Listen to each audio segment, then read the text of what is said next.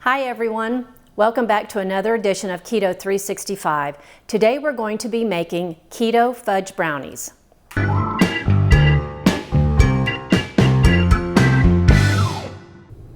My name is Donna and I want to welcome you back to my kitchen. Let's go on this journey together to find foods that taste great, they're simple to make, and they're keto friendly. Now if you enjoyed this video, be sure and like it and hit the subscribe button down below.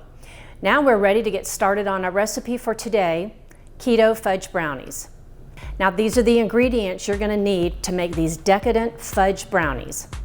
Non-stick cooking spray, 8 ounces of semi-sweet sugar-free chocolate chips, 1 cup salted butter at room temperature, 3/4 cup monk fruit sweetener, 1/4 cup packed brown sugar, and I use Sukrin Gold Brown Sugar, and it's also sugar-free, 6 large eggs that have come to room temperature, 1/2 cup cocoa powder, 1 tablespoon vanilla, a dash of kosher salt, and then at the end we will need monk fruit powdered sugar for dusting the top of these decadent fudge brownies. First, preheat your oven to 325 degrees and set the rack in the middle of the oven. Next, you want to generously spray your 8x8 baking dish. Then on your stove in a double boiler, slowly melt the semi-sweet chips on low heat, stirring it constantly.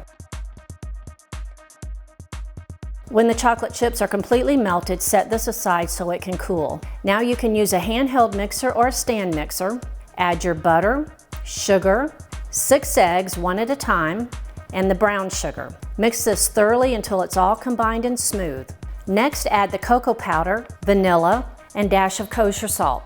Again, mix this thoroughly. Now take your melted chocolate and slowly drizzle it in the mixer and continue to mix until it's all incorporated. Your batter can be thick when you're done with this. Now pour the batter into your sprayed baking dish and bake this for 45 to 50 minutes.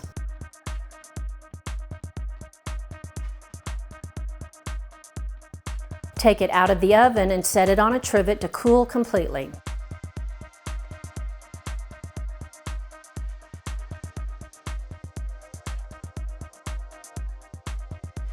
Then place this dish in your refrigerator for at least 1 hour. And trust me, this step is a must to have that fudgy brownie and allow time for it to set up. Now it's time to cut into squares.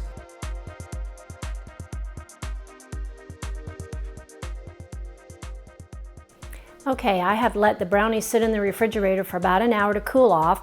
I've cut them into small squares, and as you can see, I've plated it. Now, the most important step now is to taste it.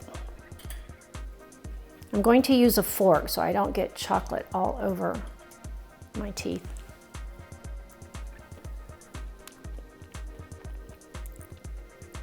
This is rich, it's moist, it's almost chocolate overload. Fudgy brownies, it's wonderful. I want to thank you again for watching another edition of Keto 365.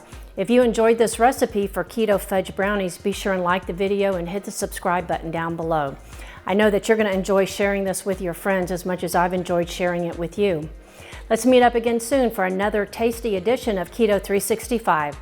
Until then, bye for now.